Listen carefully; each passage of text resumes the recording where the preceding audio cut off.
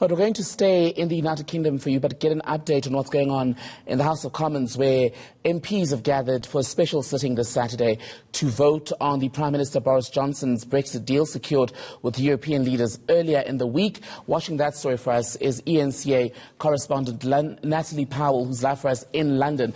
Good afternoon to you, Natalie. So Boris Johnson quite aware of just how mammoth a task lies before him this weekend.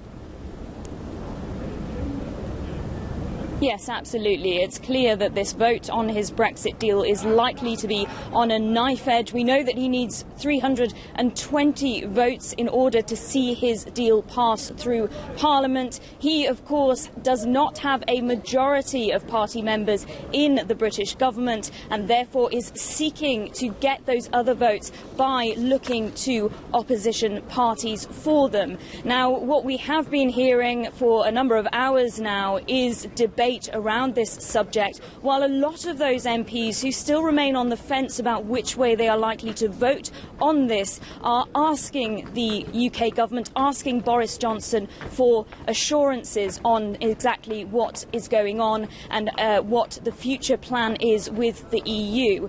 We also know, however, that there are a few spanners that could be thrown into the works today, largely due to an amendment that is possibly going to be tabled. It's called the Letwin Amendment, and essentially what it is a kind of insurance policy to avoid a no-deal Brexit by accident, essentially. But it's causing quite a bit of stir in Parliament at the moment, and indeed there are some rumours, of course, that Boris Johnson's own deal may not go to a vote if indeed this First Amendment, which is due before his vote, is actually voted for. So we're hearing a lot of that in Parliament at the moment.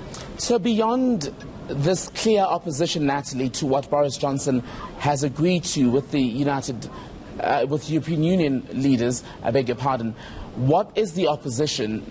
People like Jeremy Corbyn, what are they putting forward as an alternative? Because the reality is, come the end of October, the UK has to leave the European Union.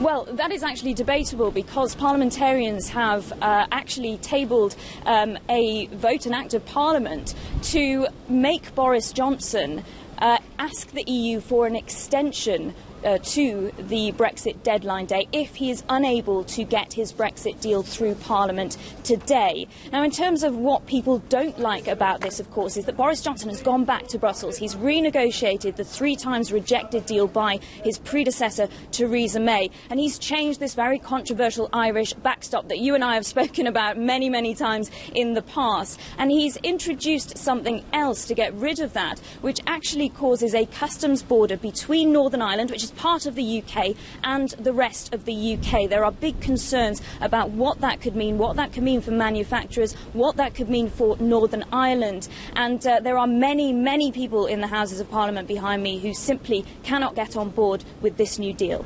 Natalie Powell, live for us in London. We'll touch base with Natalie throughout the day as we watch that voting underway today in the United Kingdom.